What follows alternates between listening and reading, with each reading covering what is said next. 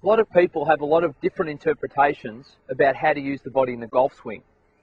Many people say we want to minimise and have as little and fewer moving parts as possible. Others say move as much as you want. Look like more of a traditional golfer like Harry Vardon with your left heels lifted off the ground. A lot of people fail to understand actually why they would do one and why they would do another. In fact, a lot of people fail to actually understand which part of your body improves your golf shots. I'm going to talk about that right now with you and get you to understand how you can effectively use both the upper sector of the body and the lower sector of the body individually or combining them for maximum result. So let's start with talking about the two different perceptions of how the body works in the golf swing. Very retrospectively, in the 1900s, many of golf swings looked much like this. We would say that they would be what we'd call maximum body participation golf swings. You would notice a very full hip turn, almost 60 degrees. You would notice the left heel pulled up off the ground. You would notice the golf club swung well past parallel, and you'd notice the shoulders turned in excess of 100 degrees. Those golf swings were suited to very much different equipment. Hickory shafted, very flexible clubs that had a lot of whip in them, and we needed to actually time where that release occurred to get maximum result for our golf shot. They were very good because they freed the body up and allowed a free, easy movement. Come the 1980s and 1990s, a whole new wave of ideas came along. Where the concept was we want to minimise the amount of moving parts possible to restrict those things to be more consistent in our golf swing. So suddenly terms like right ankle leg came in, where we actually kept the right knee completely bent and pretty much allowed a 30 or 25 degree hip turn nearly, which locked our swing up. A very minimal shoulder turn of even well under 90 degrees, somewhat 70 degrees around came in. Also the concept of keeping that left heel on the ground and not letting it lift up at all was there.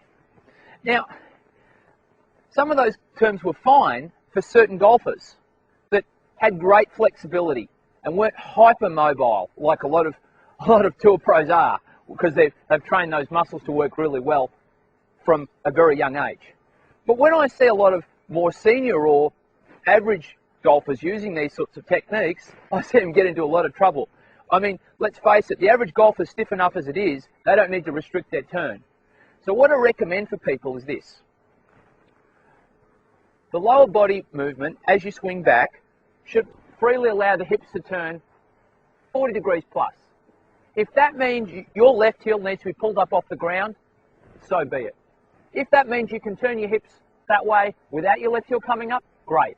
Without hip turn, you can't get behind the ball, you can't use your lower body correctly and fire through the ball. Your upper body should try and turn back as well. And without your hips doing that, that's going to be a tough ask. So don't restrict that lower hip turn, and it's okay to straighten that right leg naturally through momentum.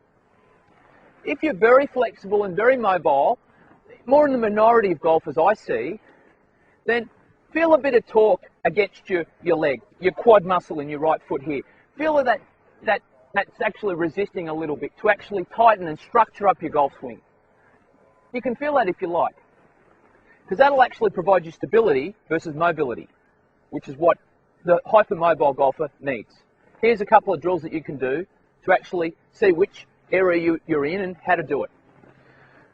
Make a golf swing, just anchoring both knees, just using your upper body, and see how you go.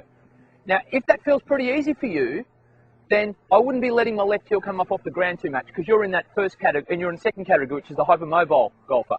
If you're in the first category and you make that golf swing with your feet anchored, and you can't get it very far or a very strong shot, allow that left heel to come off the ground, allow that right leg to straighten a little bit, allow that golf club to get up a little bit up near parallel here. Don't stop yourself moving, and then make a free, easy golf swing, much like our golfers from the 1900s. So, freeing up your movement. Motion is a key. We must learn to harness it. We must learn to generate it correctly and get out there, use your body freely as an asset to swing that golf club and create effective long shots. Golf Zone TV is proudly brought to you by the Golf Zone online golf shop.